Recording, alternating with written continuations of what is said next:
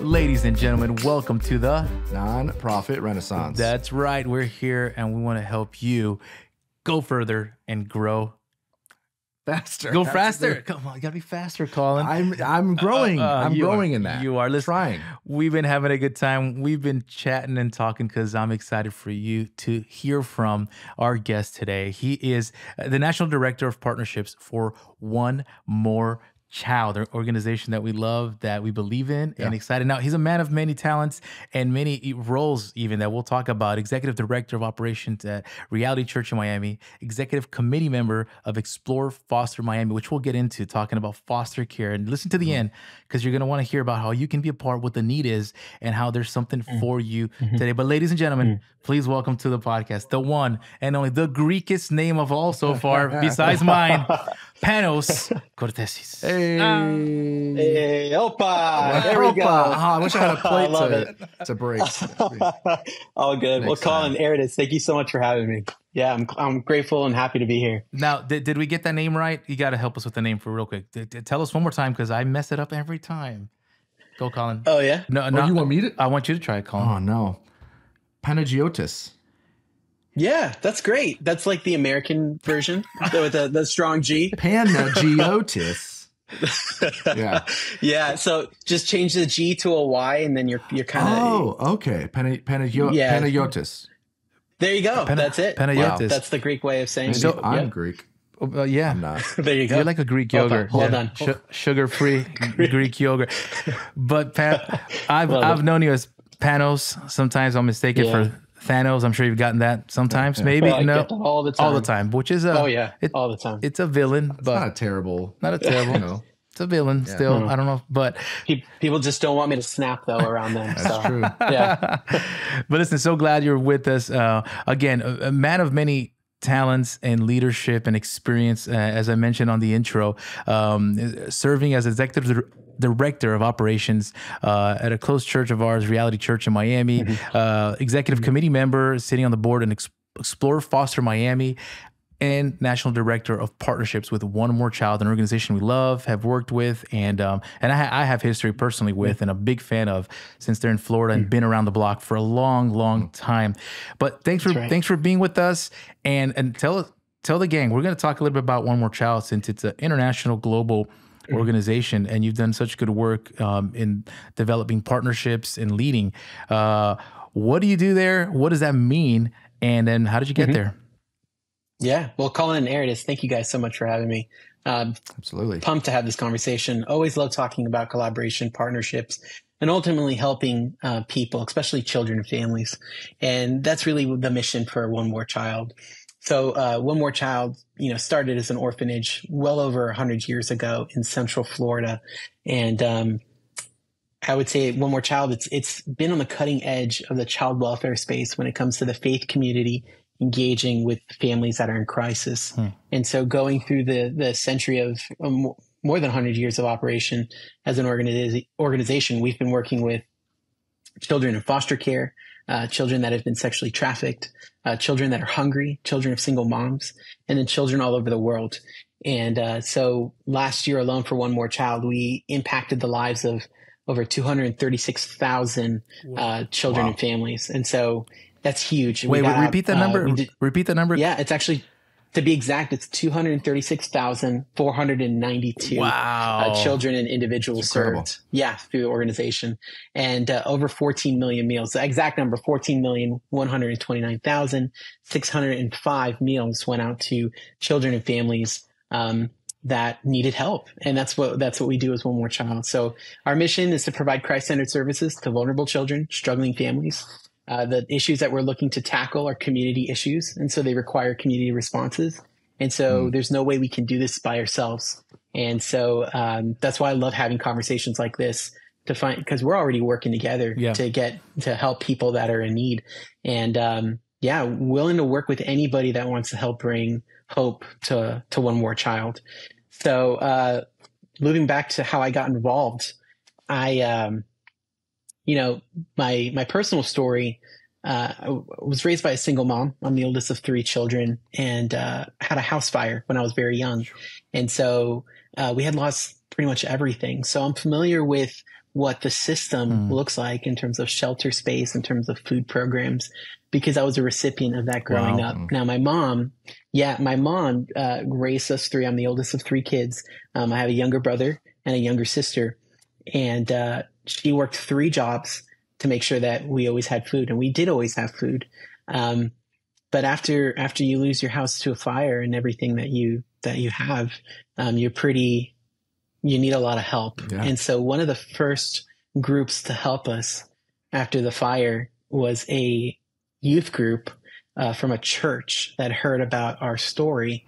And so they raised funds so that so my family and I could be in a hotel for a week. Wow. It was around Halloween time that we had the fire. And so I had lost my Jurassic Park costume. Oh no. And so, yeah, so it's actually around to this time that we're recording this. And so it's been around this time that we had the fire. And so this group made sure I had a Triceratops Jurassic Park costume for that year. And they also made sure I had a Christmas toy. It was a little stuffed dog with a little Santa Claus hat, which I still have to today. And it's probably like no more than $5, but that thing was everything to me because it was literally everything I had at the time. And so it was knowing and seeing the impact of a church, knowing and seeing the impact of a group of individuals that heard my story, did not know who I was, did not know who my mom was, but felt that and knew that we needed help, and they helped us with that. That's a tie to a lot of what I do today in terms of helping children, families that are in similar situations, and activating the community to respond to their needs. And so that's kind of I love that. Where I find myself now at that intersection. You were literally that one more child that was reached. I was. and I love it because that's right. The organization dates back to that Christian community church. Give us a little insight on the history. You've given me the tour of the facility out here in the Lakeland area. They're spread out. They're throughout the U.S. in multiple states. I think you mentioned 14 countries. Is that right? At the moment, that's right. Serving 14 countries. So it's a global, massive impact. But tell us a little bit about kind of origins with orphanages, now foster care, and then some of the partnerships that you've developed and are developing at the moment. Yeah, absolutely. So we started in Arcadia, Florida, in Central Florida, and we started with our first orphan. Her name was Juanita Martinez.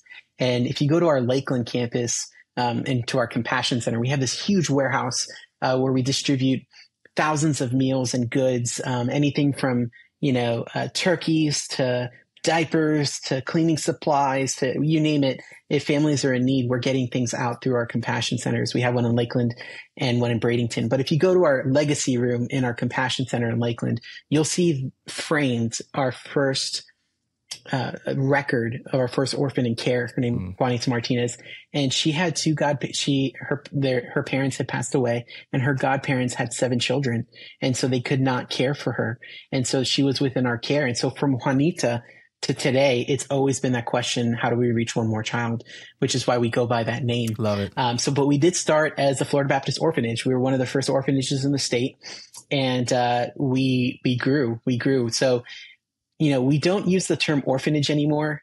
We have kind of gone through different iterations of what it looks like for the best care for a child that needs a home. And so we went from orphanages to foster care. This is something that, sprang up in, I want to say, late 40s, early 50s. And so within the state of Florida, we were one of the first organizations to start working with foster care. And so this was, instead of children going into these large orphanage group homes, they were going either to smaller group homes or they were going to actual individual foster family homes. So these are families that say, hey, look, I want to open my door and my heart to a child. We have a extra space. We have a bed. And if there's a child that needs temporary placement, place to stay while their family gets the help that they need, they'll open their doors. And so that's the beginning of foster care in the 50s.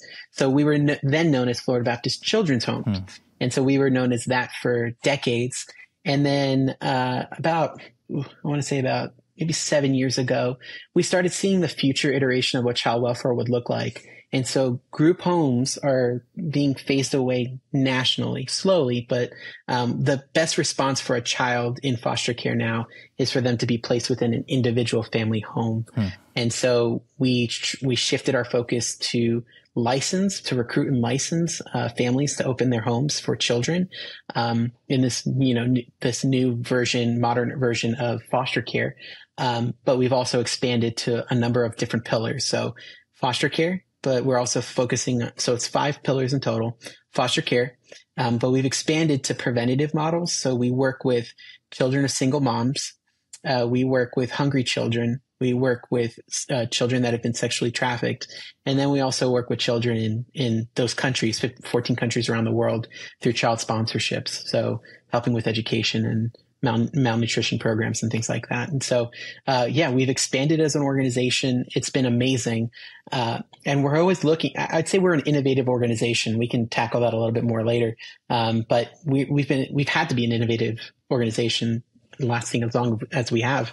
And so there's a lot of wisdom, a lot of trial and error. And this iteration of where we're at, one more child, truly does bring hope to so many children, locally and globally. I love it. What about those who are thinking about going a little deeper and they're saying, I've got more of a passion. I maybe I'm feel like I'm being led to starting my own thing or jumping in, or like if there's, as you're expanding, whatever it might be,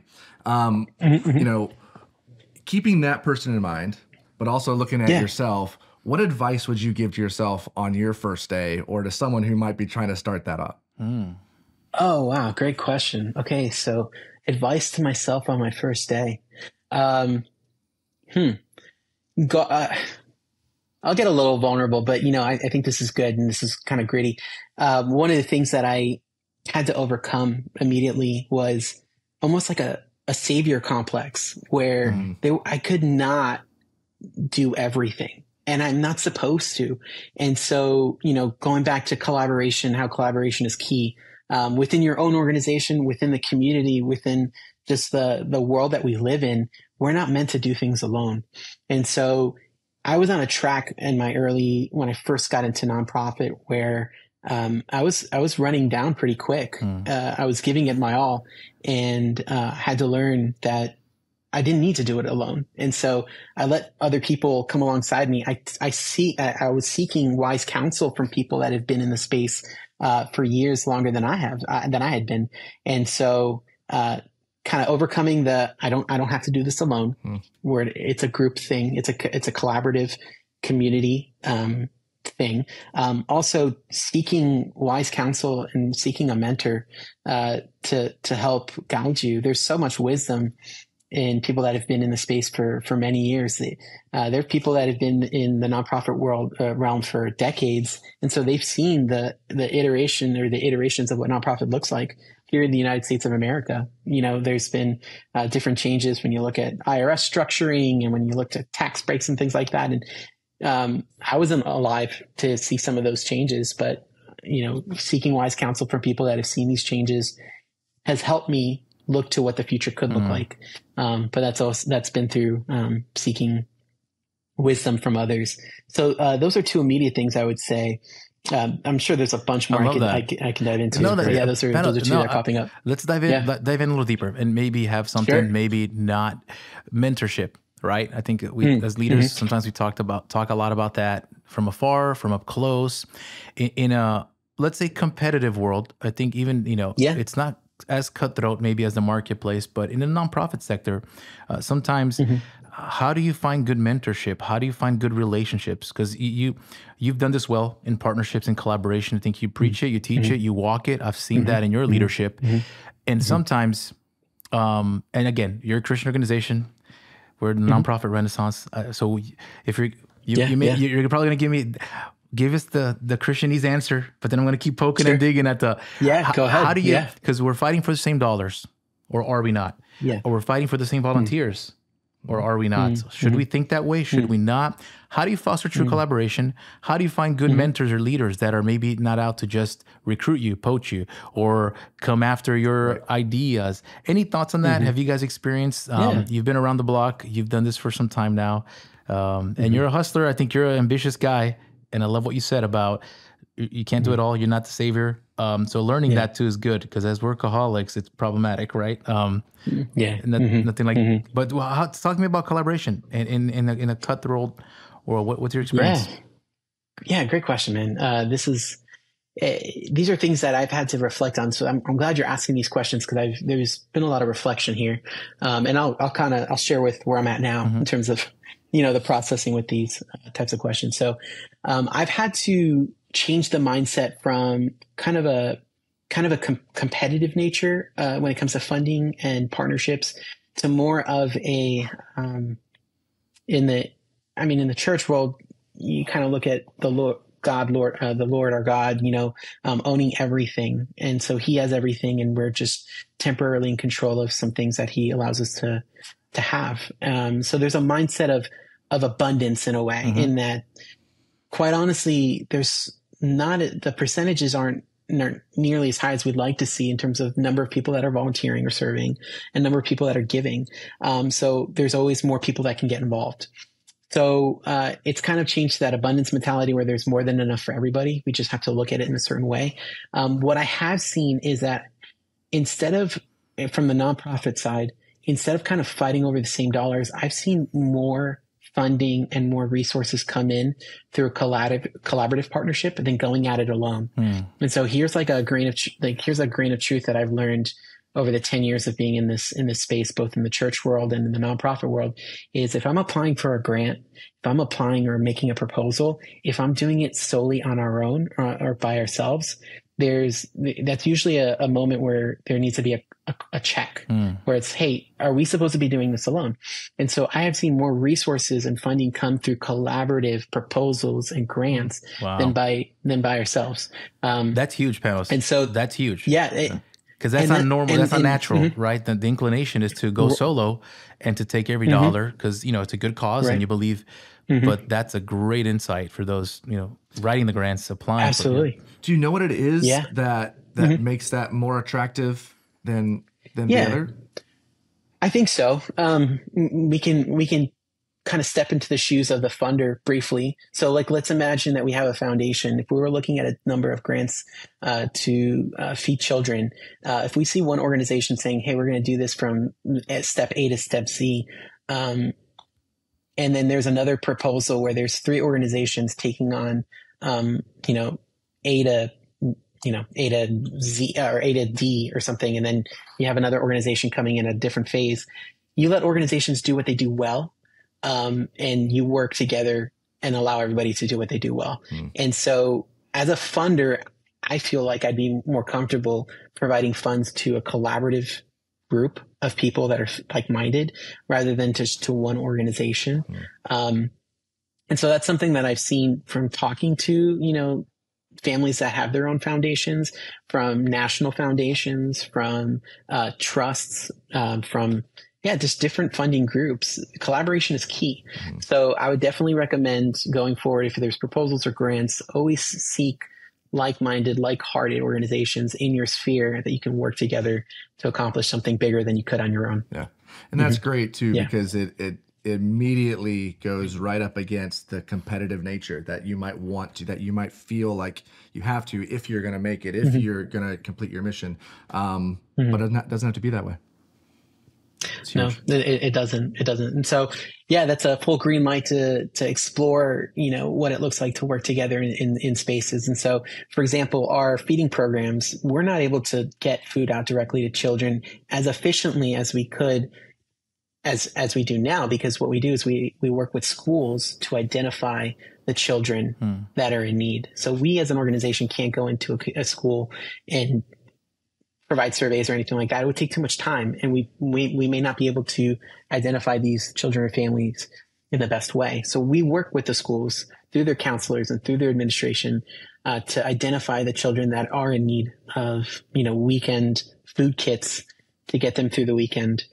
And that's how we have our backpack food distribution model across the state and in different areas across the nation as well. Love it. That's one example. Yeah, no, the old saying, right? If you want to go fast, go solo possibly, Yeah. right? But if you want to go further, far, go faster? yeah, Oh, okay. go further, collaborate, partner up, collaborate. Don't do it alone. Yeah. And I think it's cool. That's You right. guys are a Christian organization. The values, the Yeah. biblical values, right? Of abundance, of not greed, of partnerships, of being better together, and you guys live that well. Tell me about those partnerships. You guys are a Christian organization, but you don't just partner with Christian organizations. Tell me about some challenges and some successes that you have had in those partnerships. Yeah. So as an organization, we've worked with churches for many, many years, and we still do in great ways. We work with families through family foundations. We work with community foundations. We work with state alliances. Like, for example, in Texas, we're working with the Texas Children's Alliance. And so this is a group of people that have all joined this alliance saying, hey, we want to serve children together. And so, yeah, we've been working with the community in bigger and better ways. One of the things I would say, if we're talking about nonprofit mindset, one of the things that's been key to think about when it comes to partnerships, and this is where my realm is kind of painting what exactly you're looking to accomplish together, and kind of not revealing, but from the get-go, just sharing what you want to do together. One of the things that can be hesitant for new partners or new people to engage with each other is like a hidden agenda, if that makes sense. Yeah. And so from the get-go, kind of helping explain what the expectations are of the partnership, and saying, hey, look, clearly this is what we want to do. And this is the full agenda of what we want to do. And so that'll sometimes equate to something we call as an MOU, or a memo of understanding. Gotcha. And so we'll enter into those with partner organizations that we're serving with or providing services through. And so that's been something that I would definitely recommend to anybody who's listening, just share when it comes to partnerships, what the agenda is, what you're looking to accomplish together. And Panos, tell me something maybe, and if you have a specific story, something that maybe One More Child has done sometimes to lead with the Christian organization title, theme, value, sometimes maybe not strategically. And obviously we're in the branding, marketing, the storytelling, the aspect. Yeah. Never ashamed of the gospel, never ashamed of the power, we find in Jesus. At the same time, we want to be strategic in knocking at the door, at entering the conversation. Has there been anything strategic that you recall over the years that One More Child has done, that a project or a cause, in order to get the partnership, in order to not hide the agenda, but strategically rebrand, angle it different, spin it differently? Again, any thoughts? Yeah, so I would say if you look at the name itself, so we were known as Florida Baptist Children's Home for so many years. And so we had to pivot and change to One More Child. And the reason why was because the mission had grown and had expanded. It's still working with the same children and families, but in terms of providing direct services, but then also on the preventative side as well, which has been key. And so that's one of the I would say innovative things that we've done in the recent past that has helped us work with more organizations in the community. One of the things that you had mentioned in your question was working with entities that may not be in the faith community. We do work with state entities and local entities like state government. Like if you look at the state of Florida, we provide our services to direct services to children that have been sexually trafficked through the state attorney's office, through the Victims of Crime Act, the VOCA. And so that's an example of a non-Christian entity or a non-church entity that we work with. As an organization, by no means do we have government funding that dictate how we're supposed to operate as an organization. We stick to our mission to provide Christ-centered services to vulnerable children and struggling families. But the example there with, like, let's say VOCA for anti-trafficking, or let's say family support services that we provide in the Tampa area, or foster, recruiting and licensing in different counties across the state of Florida, is just the importance of the commitment of what we're doing together. When the state is providing funding, we are sharing what we are doing and what the expectations are, and what the goals are with them, and keeping in constant communication, letting them know where we are with that. So that's been key in order to foster that relationship or relationships outside of the faith community. It's been sharing what the scorecard is, in a way. Like, what is the thing that we're both seeking to do? What are the numbers? Mm-hmm. And so communication has been key with that. And it's only expanding. So we're actually being invited into different areas across the nation because of the work that we've been doing in the state of Florida. And so being invited in to help with foster care or anti-trafficking in these different states has been, it's pretty exciting. So just so you know, we're expanding into Texas, into Ohio, into North Carolina, and into Tennessee. Amazing. And so most of this is through anti-trafficking, which we've seen an uptick in interest and an uptick in wanting to tackle this. Partly, I would say, because of that movie, Sound of Freedom. Yeah, has really opened the conversation to a lot of people to talk about this, and then also through family support. And so what we do, like I mentioned, we got out for over 14 million meals to children and families that are in need. That's not exclusive to Florida, but we send truckloads of resources to partners all over the nation. Mm-hmm. And we actually also helped with the Ukraine crisis as well. We have a partner in Romania that we sent items to. And so, it's been a lot of working within the faith community, a lot of working outside of the faith community. And I would say wrapping it all together for myself has been one of the best things that I've seen, is kind of sitting at the intersection of where the faith community sits and where the secular community kind of sits, and sitting at that intersection and drawing a circle and going, hey, we can do things together. Let's go.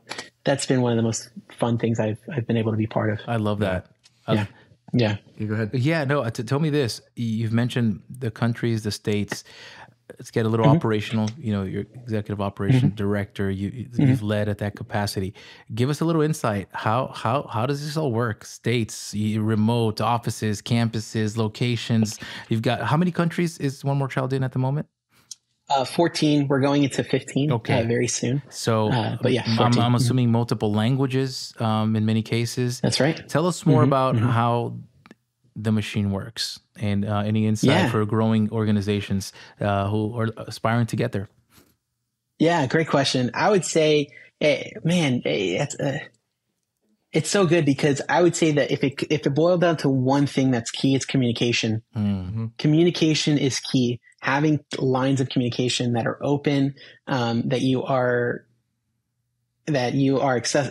supervisor accessible, you are able to access other departments. That's been key. And so over the last decade, I would say, as an organization, what I've seen, well, at least being active with One More Child, I've seen the evolution of us using different communication tools. So we were using Slack for a little bit. We are really now in Microsoft Teams, which has been great, that whole ecosystem. And that's been, it's been key. We're using Asana for project management. Love it. And so that's been very key. That's been key as well. So communication is key, I would say, for an organization of any size, whether it's one person, 5 people, 200 people, 1,000 people. The other thing I would say for anyone listening in the nonprofit space, when it comes to managing a large organization, is that it's very important to all be on the same page when it comes to the strategy, the strategic plan of what it means to win. Like, it's very important for everybody on the team to know if you are winning and how you are winning. And so if that comes down to dashboards in terms of seeing metrics and numbers, keeping up with goals, we call them objective key, OKRs, objective key results. When we're looking at our programs and how we're operating, how efficient we are, it also helps us in where the needs are. And so sitting where I'm at, in the engagement position of partnerships, I'm able to look at these dashboards. I'm looking at these messages coming in through communication channels to know that, there's a flux where if you're looking at the dashboard, there are some places that are winning. And when you're seeing places that are some teams or some programs that are not winning, they need reinforcements. They need help. And that's where where I and the team are able to help with those reinforcements of helping cultivate relationships for new partners to get us to that point where we're winning. And when I'm saying like us as winning, it's not just one more child beating our chest. It's, hey, we're winning because we're serving children and families. Absolutely. And that's what it's all about. So yeah, I would say communication. I would say a dashboard in terms of knowing how to win. The strategic plan is key, and hearing that from the top down. And so vision leaks. Oh yeah. I learned that. I learned that from a spiritual mentor of mine when I first started the nonprofit. He kept saying, vision leaks. And so vision needs to always be cast. You always have to cast vision because it leaks and it'll go to everybody, but it takes time. And so it's not quick. So that's why you have to constantly vision cast. And I think our organization does a great job. The leadership of our CEO, Dr. Haig, is fantastic. He's able to vision cast all the time in terms of where we're going, how we're going to get there, and with who. And it's been great. So from Dr. Haig to our vice presidents to our executive team, all the way to the clinicians that are providing direct services to children that we're serving, we all know what it looks like to win and what we should be doing. I love that. Yeah.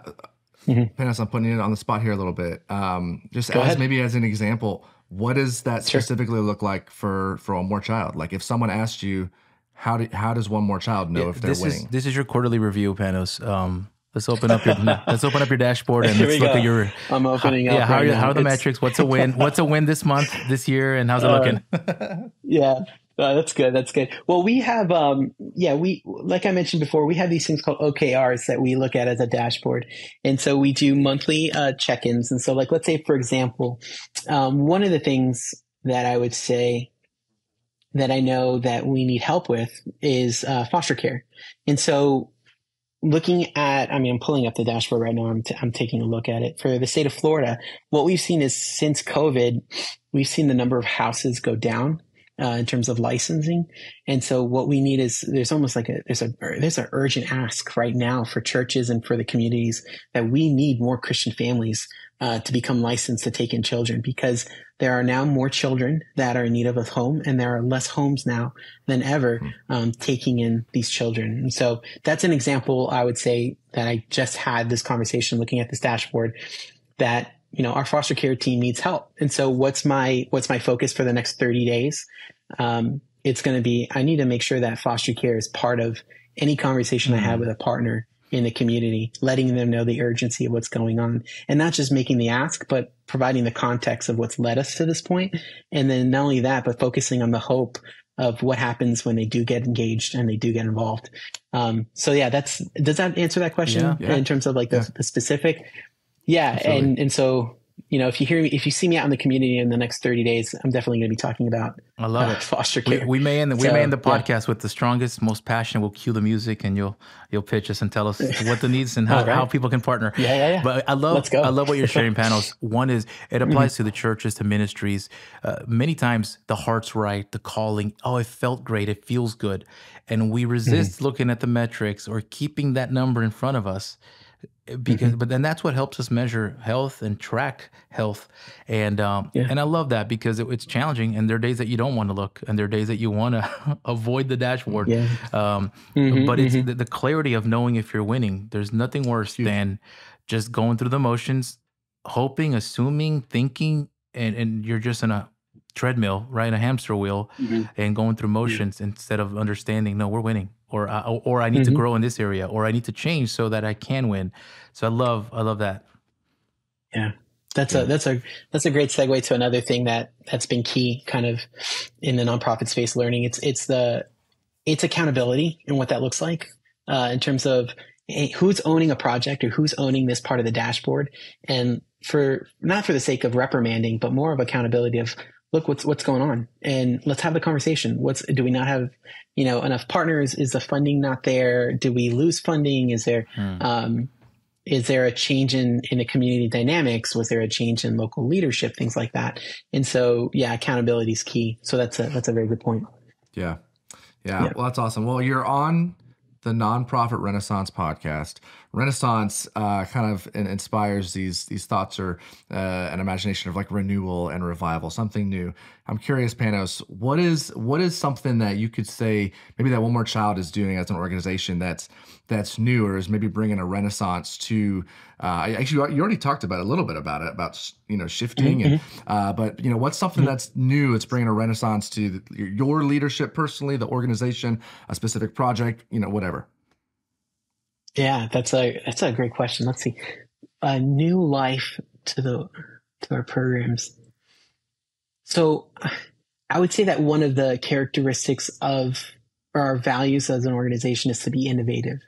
And so we have a number of innovative things that are active right now across the nation that has allowed us to engage more in different communities. And it's called Every Child, Every City initiatives.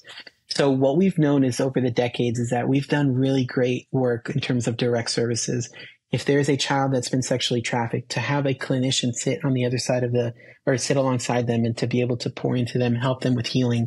If it's to foster care, where we know that there's a child that's in need of a bed, to be able to place them in a One More Child licensed home where we know the parents, where we know, who they are and how they've been working in the system for years. We've been able to provide really great direct services. Now, what we've done as a future iteration of One More Child is, I'll use a buzzword, we've decentralized the mission, in that we have created and taken best practices from our direct service programs, and we are putting them back into the hands of churches to create their own ministries. We're putting it in the hands of organizations to be able to start their own support groups in their own communities, no matter where they are in the nation, with some of the best practices that we've learned from our key programs. So, for example, foster care. We see that the leading problem for foster care in terms of numbers of families involved is that typically foster families will burn out quickly, usually within 9 months, because the common thing that we hear is that they don't feel supported. And so what we do is we have a foster crew initiative called a foster care initiative called Foster Crew, where we provide the training for a church or a community group to create a wraparound model around a family to let them know that they are supported. Hey, bring Chick-fil-A once a month. Send a text of encouragement, a prayer text once a week. Grab coffee once a month just to listen to the parents that are fostering a child. These are all things that we have seen increase the time that a family is active within the foster community. And so that's decentralized. That's something where we have taken as a best practice. We've turned it into a ministry model. We do the free training for the church. The church takes it and then they make it their own. Same thing with anti-trafficking. We provide video classes or video courses for you to understand the red flags when it comes to trafficking. Why is that important? It's because the trafficking is as prevalent as it is because there isn't enough friction, in that there aren't enough people recognizing red flags or reporting what's going on. And so we want to make sure that if you are a church or if you are a community organization that wants to know more about anti-trafficking and add friction to that system so that a child, is not taken to a place as quickly as they are, being trafficked, we provide these videos for you to learn. We do meal packing events where it's almost guaranteed that there are children in every corner of this nation that are living in food insecurity. And so as a church or as a business or as a university, we've partnered with all these types of groups. You can host a meal packing event where we have a partnership with corporate partners to be able to send food, drop ship it to your place, and you can set up your own meal packing event and you can deliver these bags to your local school. And help identify these children that are in need of supplies. We have a maker's box. A maker's box is, if you can imagine, like a shoebox, and it's a discipleship kit. It's like a vacation Bible school in a box. And so one of the things that we hear most common is when a family's caring for a child, they're thinking, how do I start a spiritual conversation, or how do I encourage a child that I've just brought into my home? Well, we provide this maker's box where you open it and it has a full curriculum that's trauma informed, in that we take scripture from the Bible and we reinforce and we encourage children to know that they are loved, that they are not forgotten. And so they go through that. They have a little arts and crafts kit that they go through and they're able to complete. And they also have like a little memory card or a little memory verse card that they're given. I love that. So that's Foster Crew. That's anti-trafficking, child hunger. That's our Maker's Box. And then lastly, we have our Single Moms program. So we have a free 10-week curriculum that we provide to churches and organizations to start their own single mom support group. It goes over parenting. It goes over financing. It goes finances. It goes over spiritual conversations. And so it's a 10-week curriculum in which our organization trains the facilitator as well as the mentors for the moms. And then the church or organization is able to take it and go from there.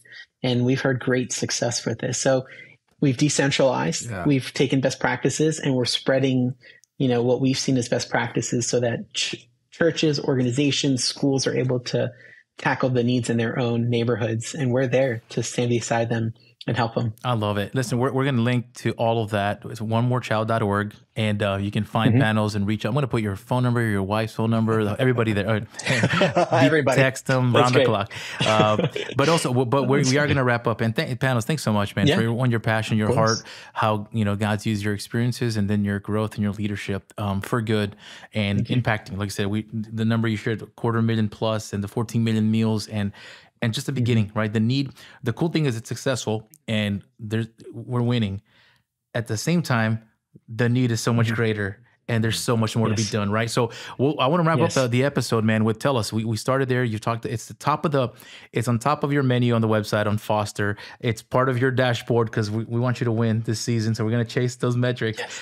Tell us, how can somebody listening get more involved and be a part? You shared some already, but tell us more about One More Child and the care you provide to families who desperately need stability and hope. Absolutely. Well, thank you guys again for this time. I'm so grateful, and I hope this is the first of multiple conversations because I just love this stuff. It's so important for more people to be engaged in nonprofit. One of the things that I encourage, I go back to that story that I shared. When I was younger, and there was a youth group at a church that heard about my family and raised the funds. It wasn't an adult group. It wasn't a professional nonprofit. It was a group of youth. And so what I'll share from the get-go is that if you're nervous, if you don't feel like you're old enough, if you don't feel like you have the experience enough, you are always capable of changing somebody's life by caring for them. You don't need the experience. You don't need the college certificate on your wall. You don't need to know necessarily the exact experience that they're going through, but if you see that they are in need, reach out. And that's so helpful. So I encourage that with people of all ages and all seasons of life. If you're too busy, I definitely want to encourage you to think through what's keeping you busy and know that, a lot of the times we've been helped by people in various seasons of our own lives. And so reflect on those helpers and how will you be a helper for somebody else? So, yes, when it comes to the need, so COVID has not been kind in many ways. And so we have seen a growth in needs from the number. We need more homes for children that are in foster care. There are children that are in need of a place to sleep. And we don't have enough homes in the state of Florida specifically, but then also we hear that this same problem is happening in states all across the nation. And so I definitely want to encourage you, if you have a space in your home where you feel like, hey, I can set up a bed. I might be, maybe I'm an empty nester. Maybe not now, but maybe soon I can be intentional. There are children that need a place to sleep and they need someone who's loving to let them know that they are loved, that they are not forgotten. And so if you're interested in getting licensed or opening your heart and your home to a child, please reach out to us, onemorechild.org/foster. We would love to walk through everything, all of your questions. We have every Tuesday a live session that's hosted on the internet where you can ask all the questions that you have every Tuesday night.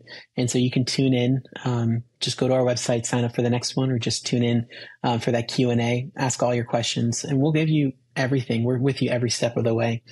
If you are interested in serving, we mobilize volunteers, we mobilize groups, and we will mobilize individuals and families to serve children and families in your own areas or in the areas that we're focusing on. So if you go to onemorechild.org, you can go to volunteer and you'll see different volunteer options.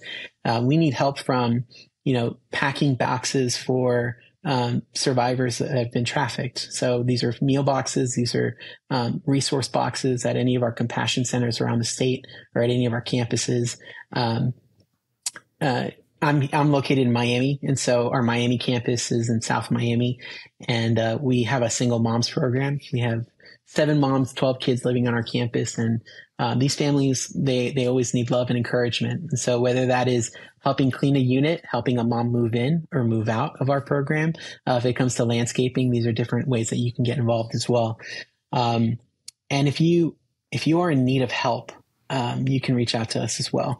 And with a lot of the resources and the programs that we have, we'll provide what we can. And if not, we'll make sure that you are connected directly to the resources that you would need for the help that you are seeking. So know that, again, if you are looking to serve one more child, we want to stand with you, alongside you, to help bring hope. And that's what we're all about. And Panos, just before Colin closes us out, and I've been, thank you to the team at One More Child. I've been on the giving end, I've been on the receiving end, and I can attest that it's you guys do what you say what you do, and there's so much more. And so we get excited to, when we feature, leaders like you and organizations like One More Child. It's an honor because we felt it, we've seen it, and excited of what's to come. So thanks so much, man. Thanks for being with us. So thank you so much. This has been great.